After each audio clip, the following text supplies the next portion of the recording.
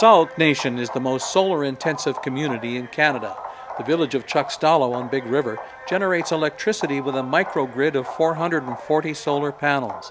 Half the homes have solar hot water panels. Behind me you have our administration building that's totally run on solar voltaic. This is our band administration electric car, and this car is a little different than other cars because it's powered by the sun.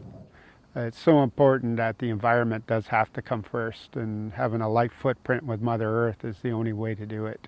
But energy security is only one pillar of his 100-year plan to build a truly self-sufficient, sustainable community with a healthy Indigenous population and guardian stewardship of the territory. It also includes food, water, economic, and cultural sovereignty. Specifically when it comes to food sovereignty, ensuring that we'll always have salmon in the future. All of the foods that we're dependent on by our ancestors, how can we come full circle and ensure that if we have a healthy environment, we'll have a healthy community as well. The community started a garden to grow enough food to be sustainable for the membership. They use fish that members catch. They also built commercial greenhouses to grow wasabi. It's nice. We put in 15,000 plants. The dollars that were made from it go back into the growing operation and also into food security. Out in Sauk Basin, they have an oyster farm. And within that oyster farm, we have a few million oysters. We can grow a lot of oysters here, 20, 30 million if we wanted to. We started a couple of years ago. We're looking at this farm as being a way to create economic development opportunities for our members, but also at the same time we're talking about food security. Up the river, they keep a guardian eye on Spring Salmon Place, traditional territory that the government got hold of. It's one of the village sites of our people. We had villages all the way up to the Smokehouse Lakes, and very important sacred ground. And spring salmon are very important to us. It's where we always lived, and it's where we always harvested. It's where we always taught our children.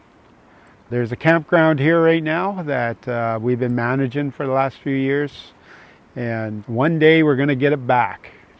This is a very important place to our people, and it has all of the history about who we are and how water plays a part in our territory. Culture is the key to Chief Gordon's vision. He's an artist, carver, and traditional singer.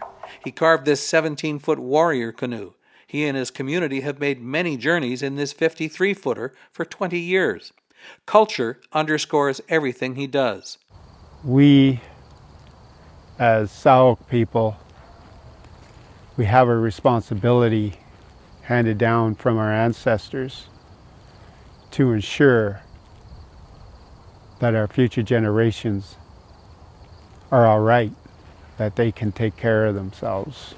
It's a part of our culture. That's why our culture is so important to us. And it always circles back to Mother Earth.